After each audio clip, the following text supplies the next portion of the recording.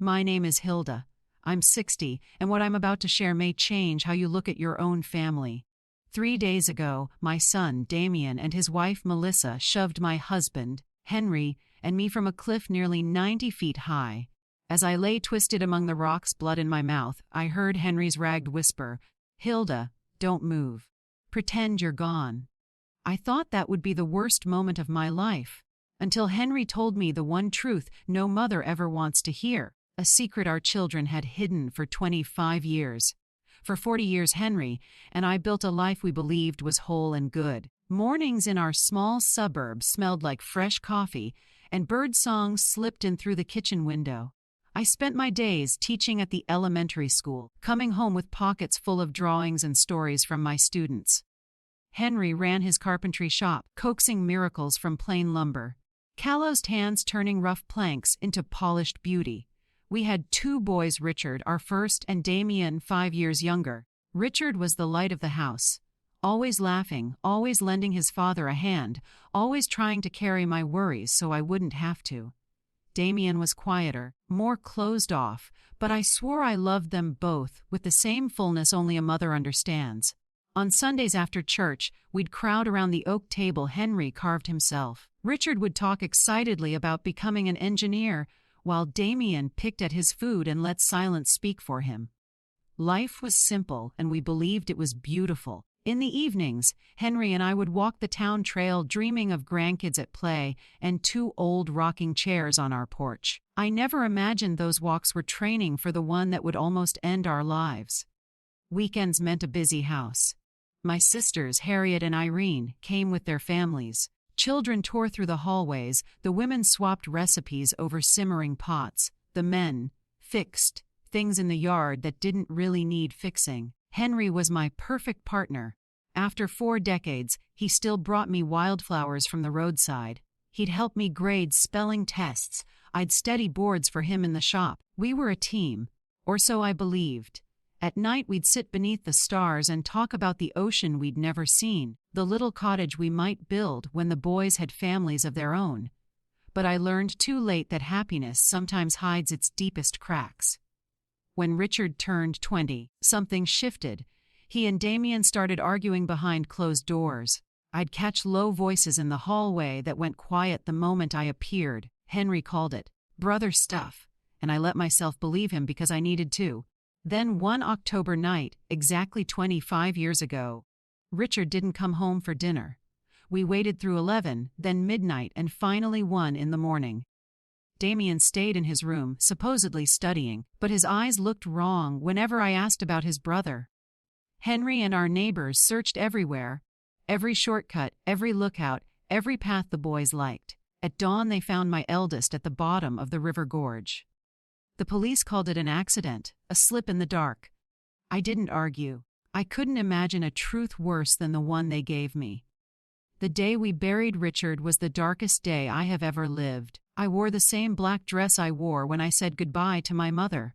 Damien was strangely calm for a boy who had lost his brother. I cried until I could not stand. He stared ahead with an expression that, after what I now know, chills my blood. Henry held me up when my legs failed, whispering comfort that must have burned his tongue. After the funeral, Damien changed. He became attentive, almost tender, as if he'd decided to make up for everything Richard could no longer do. He helped with chores, spent hours with Henry in the workshop, brought me little gifts when he saw me sink. I told myself grief had made him gentler. How foolish I was. He wasn't healing. He was learning how to wear a mask. Years went by. The wound scabbed over but never truly closed. Damien married Melissa, a sweet girl from the next town, and they gave us 2 beautiful grandchildren.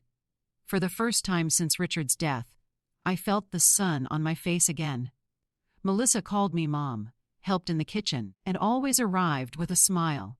Damien opened his own carpentry business and seemed to be thriving. It looked like life had forgiven us. It hadn't. It was only setting the stage. 6 months ago, the first hairline fractures appeared. Henry and I decided to update our will. We had saved all our lives, the house, the small parcel of land I'd inherited, the money in the bank.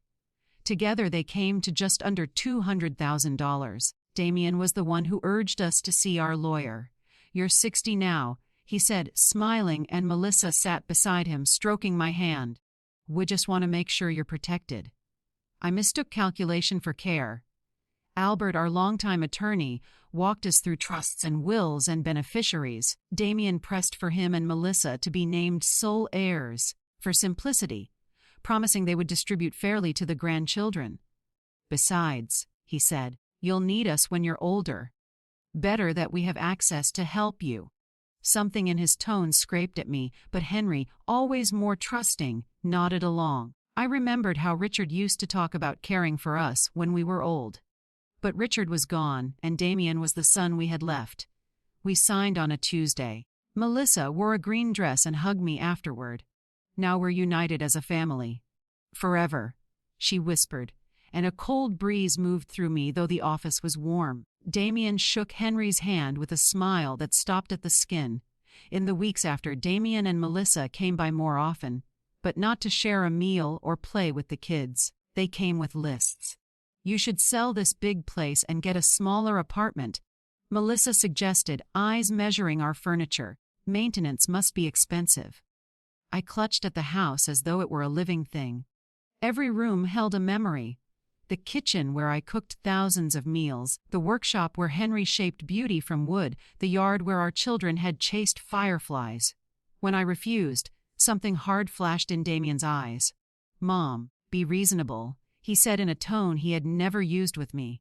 "This house is too big for you too. What if you fall? What if you need help?" Melissa nodded, adding how smart it would be to sell while the market was high. Henry began to see their logic. I felt only dread. A few nights later, I asked Henry if he found Damien's sudden interest in our finances strange. He brushed his teeth and told me our boy just cared, but in his eyes I saw a shadow he didn't want to recognize. Now I know he had already begun to stitch together pieces of a truth I hadn't even seen. That's when Damien suggested power of attorney. "Just in case," he said, while Melissa brewed tea in my kitchen like she owned it. "If one of you gets sick, we can handle things quickly." The request was so reasonable it almost worked. But his urgency rattled me. I couldn't sleep that night. I lay beside Henry, listening to his breathing, wondering why my heart felt like a fist. The next day I called Harriet. She's always been the sharper one, quicker to see the angles. When I told her what Damien wanted, she went quiet, then asked, "If he's doing well, why does he need control of your money?" Her words landed like a slap. Damien never asked us for a dime, never hinted at trouble. Why now? That afternoon, when he dropped by again, I asked him straight, "Why is it so important for you to control our finances?" "Your father and I are still capable." His face tightened, something cold flickered across it, a look that made me remember long ago whispers in a hallway. "It's not control, Mom," he said. "It's responsibility." The word felt like a threat. Melissa slid in, voice soft and steady. "We just want to take the worry off your shoulders," she said. That night, after they left, Henry and I argued for the first time in years. He said I was seeing ghosts. I said the ghosts were real. I reminded him of the Damien we had before Richard died. The distance, the edges I could never soften. Henry put down the plate he was washing and finally met my eyes. I saw something I hadn't seen in 25 years: recognition. "Hilda," he said, barely above a whisper, "there are things about Richard's death I never told you." The room tilted under me. What things? Henry sat heavily at the kitchen table, the same place where Richard once solved geometry problems, and Damien sat quietly watching. He rubbed his face as if to wipe away a quarter-century of memory. "The night Richard died," he began, voice frayed. "Damien wasn't studying in his room. I saw him leave around 8. He'd been different, angry, resentful. I followed. He swallowed. I found them by the gorge. They were yelling awful things. Richard had discovered money missing from our savings. He had proof. He told Damien to return it and confess to us. Damien lost it. I could barely breathe. What happened?" Henry's eyes filled with tears he hadn't shed at our firstborn's funeral. Damien pushed him. The words struck like a hammer. "It wasn't an accident," Henry said, voice breaking. "He shoved him hard." Richard tried to catch himself, but there was nothing to hold. The floor disappeared beneath me. Why didn't you tell me? My voice sounded like someone else's.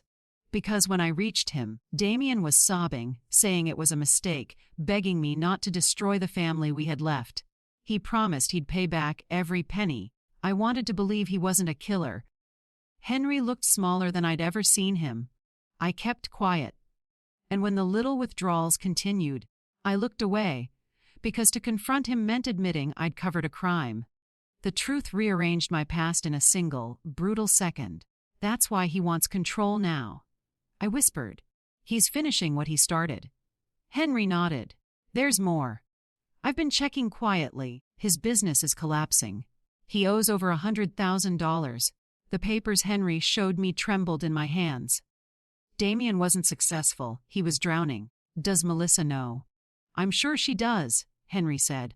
She steers every conversation to your savings, the house, insurance. Those aren't the questions of a caring daughter-in-law. They're calculations. A chill ran through me. Our deaths, I said softly. Saying the words made them real. If Damien could kill a brother over money, what were his parents to him now? We should go to the police, I said. With what evidence? Henry asked. I hid the truth for 25 years. Before I could answer, the phone rang. Damien's voice came through syrup-sweet. Mom, Melissa and I want to do something special for your 40th anniversary. How about a mountain trip next weekend? Family hike, pictures, a perfect day. I looked at Henry. He already knew. That's very kind, I said, forcing the words through a trembling throat. Let us think. When I hung up, the living room felt like a stage set for our deaths. The mountains, I said. He'll make it look like an accident. Henry nodded. We held each other through a sleepless night and made a plan no parents should ever have to make.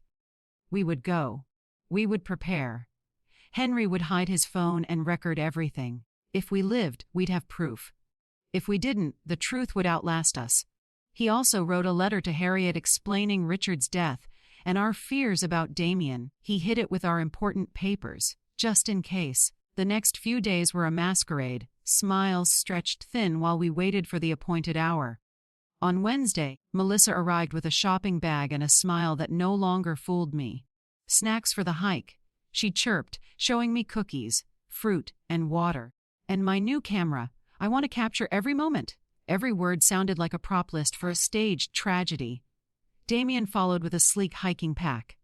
Ropes, harnesses, lanterns, first aid, he said, thumping the bag like a salesman. I saw not safety, only a script. Isn't this dangerous for our age? I asked, fishing for any reason to cancel.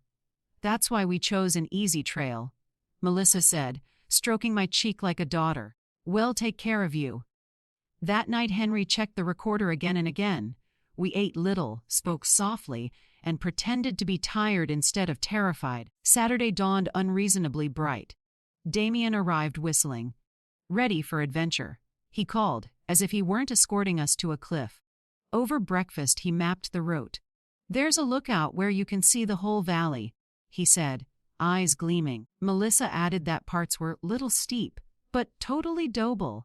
As we loaded the car, I saw ropes, a small shovel, and what looked like a flare gun in Damien's pack. What's that for? I asked. Safety, he said easily. Of course. On the drive, Henry squeezed my hand and started the recording. If we survived, we'd have evidence. If we didn't, our story wouldn't die at the bottom of a gorge. The trailhead was beautiful, tall trees, a singing river. For me, it was the gallows. We set off. Melissa walked ahead, snapping photos, praising wildflowers and birds. Damien trailed behind us, a shadow with a smile. You two okay back there? He asked, voice dipped in honey. An hour in, the path grew steeper. My legs burned. Henry's breath grew shallow. They had chosen a route that would wear us down. Almost at the lookout. Melissa lied. I'd seen the map. The real overlook was much farther. That meant they had picked their spot. Look at that formation, she said suddenly, pointing to a jagged rise to our right. Let's climb for a special photo. A chill cut through me. The rock shelf stood high above the main path, reached by a loose, narrow spur. Fewer trees, crumbling stone, and a clear drop into a toothy gorge. It was perfect for them. Fatal for us. I'm not sure that's wise, I said lightly. It looks rough. Come on? Mom, Damien coaxed, already turning. It'll take 5 minutes. The view'll be incredible. We followed because there was no choice. If not here, then somewhere else. At least here Henry's phone listened. The climb stole what breath we had left. The overlook, when we reached it, was stunning. Mountains layered like folded fabric, the river threading silver through green. Anywhere else, it would have been a gift. Here it was a trap.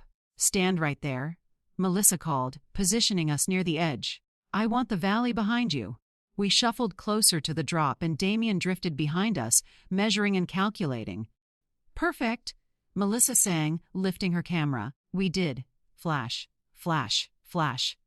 Take one more, Damien said, closing in. Step back a little so the landscape opens up. One step would put us on air. Henry and I traded a look. This was the moment. We moved as told, the earth shrinking beneath our heels.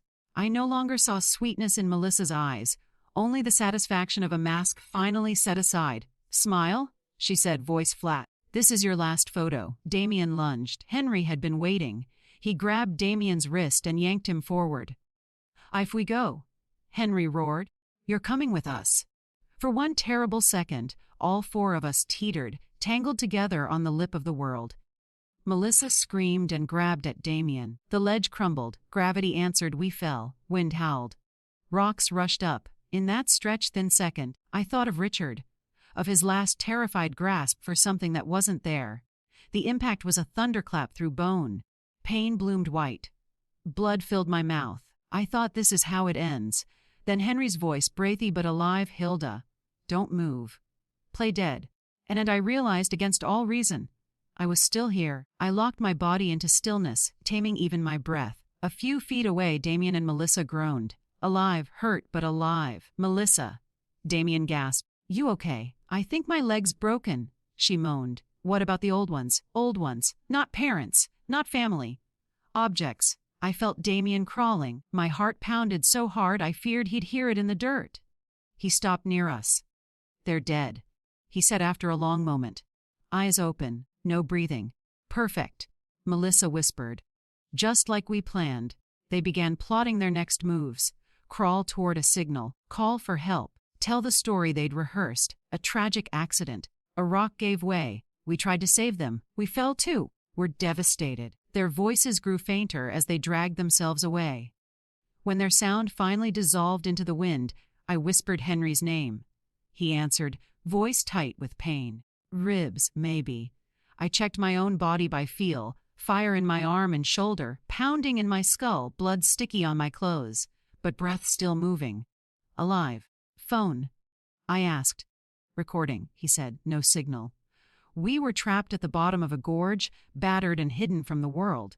And yet, for the first time in 25 years, we had the truth on record. We lay among shards of stone and crushed brush, listening to our children crawl away and rehearse their alibis.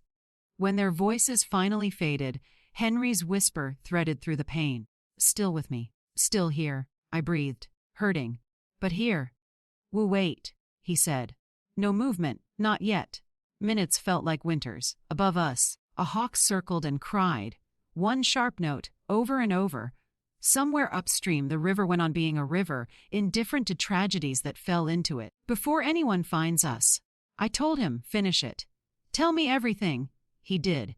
In the halting way of a man removing a splinter buried for a quarter-century, Henry laid out the night at the gorge. Richard's bank statements, the ultimatum, the shove that was not a stumble, the lie Henry chose because he couldn't bury a second child while standing over the first. Every word rearranged the furniture of my memory.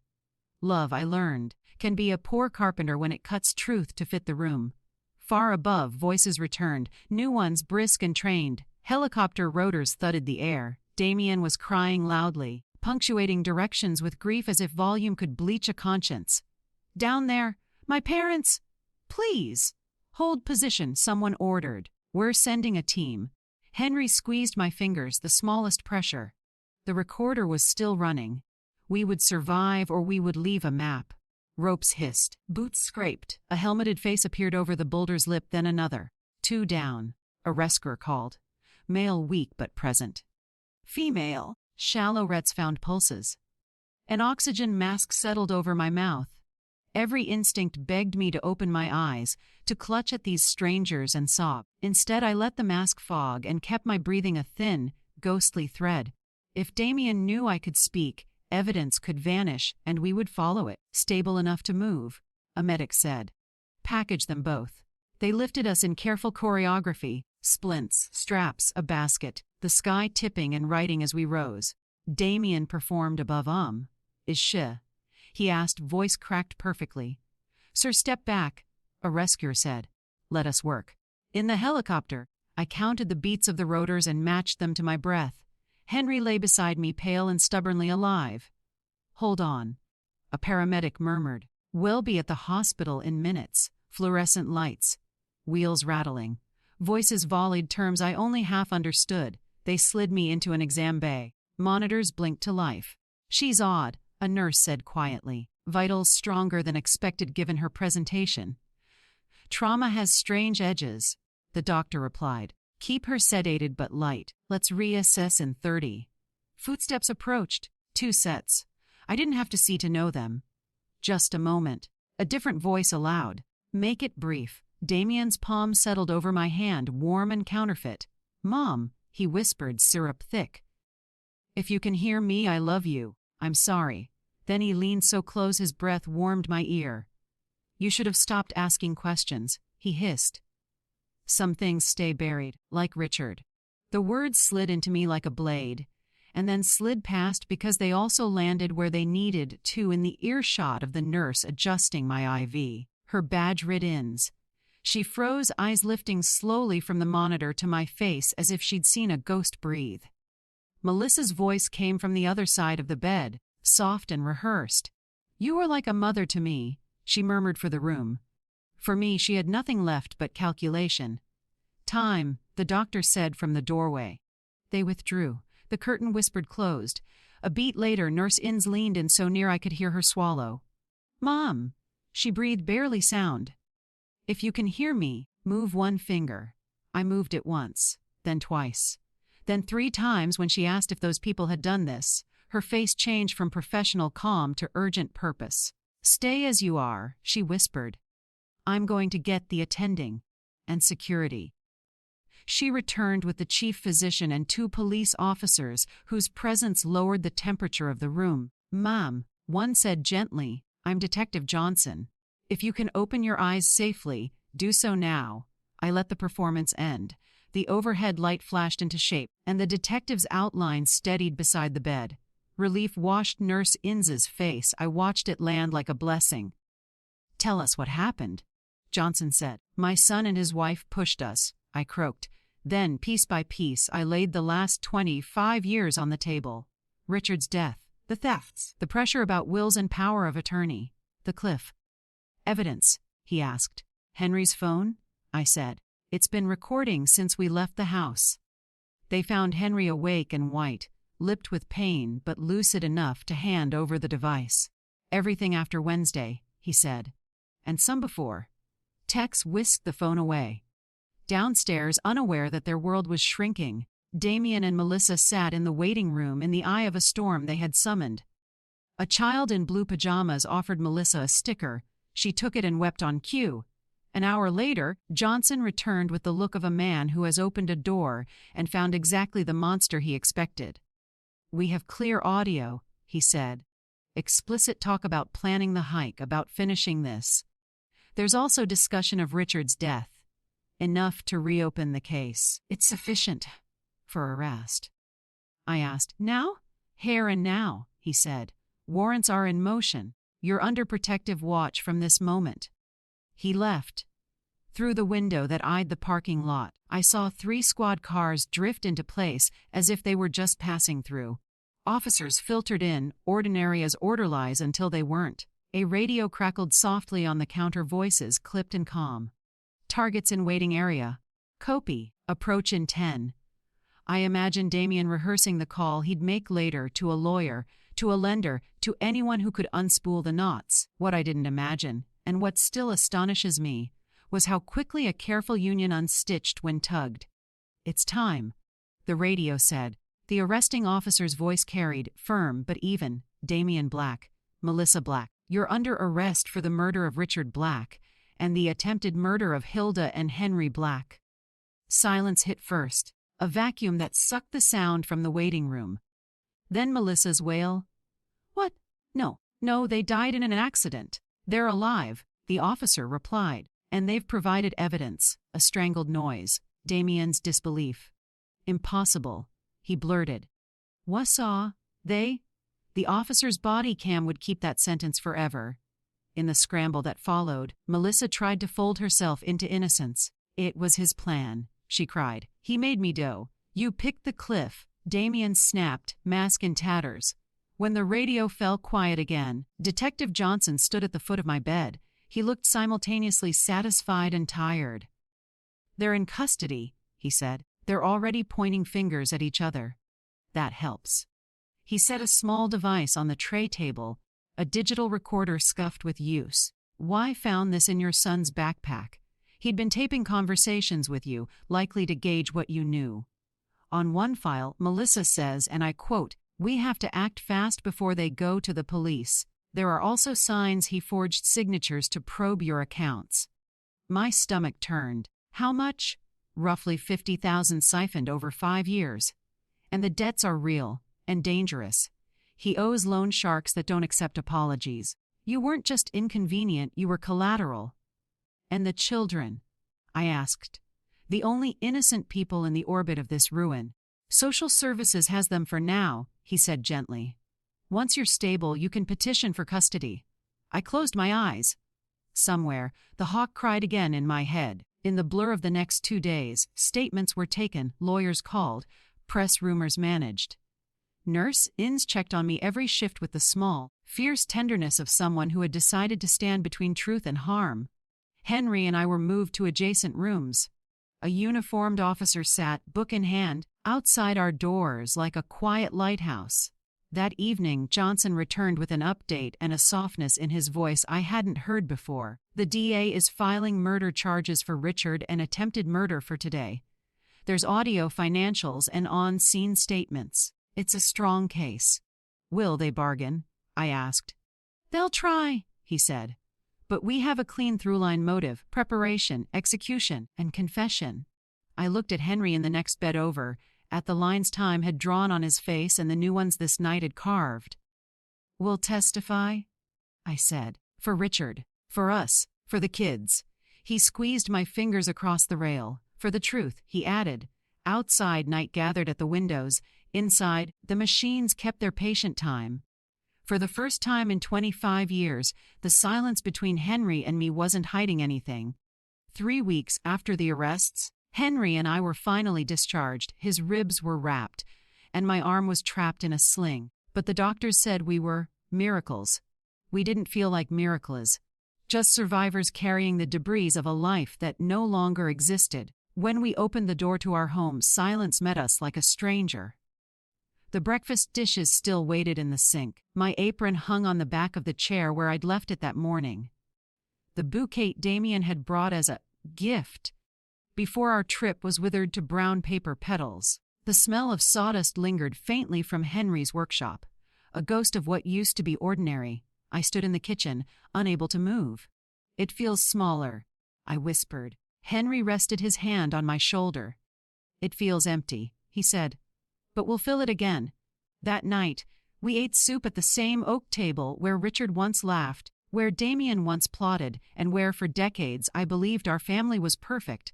The house had always been alive with sound, clinking dishes, chatter, music. Now, even the clock seemed to tick in mourning. "Do you think we'll ever be happy again?" I asked. Henry didn't answer right away. Then he said softly, "We're alive. Hilda, we have the truth. That's a start." The trial began 6 months later. Reporters packed the courthouse, their cameras flashing like lightning. The case had already made national headlines. "Parents survive murder plot by own son," read one banner, while another called it, "The family that fell from grace and lived." I walked into the courtroom on unsteady legs, clutching Henry's arm for balance. Damian sat at the defense table, hair shorter, face thinner. He didn't look at us.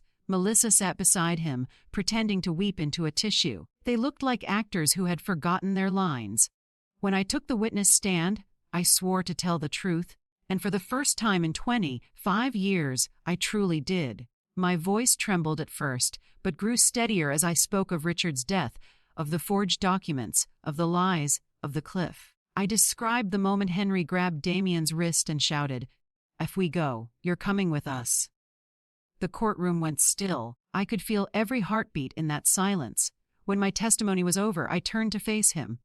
"You are not my son," I said, my voice barely more than a whisper. "My son died the night you killed your brother. Whatever has been living inside you since then is a monster I helped raise without knowing it." For the first time, Damien's eyes flicked toward me, cold, empty, not regretful, just caught. Henry testified next. He confessed to hiding the truth all those years, to the guilt that had eaten him alive. The jury listened, faces carved in stone.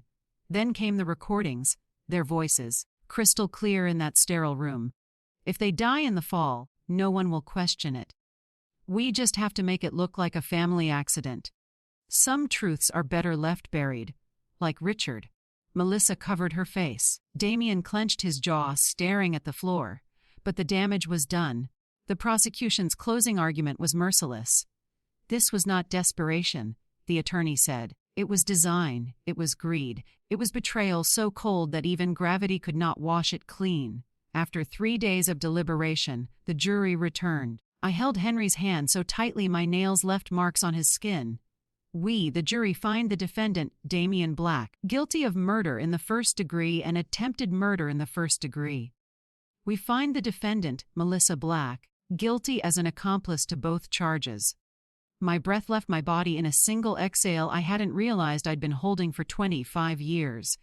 Melissa collapsed into tears. Damien sat motionless, his expression hollow, as though life had finally caught up with him.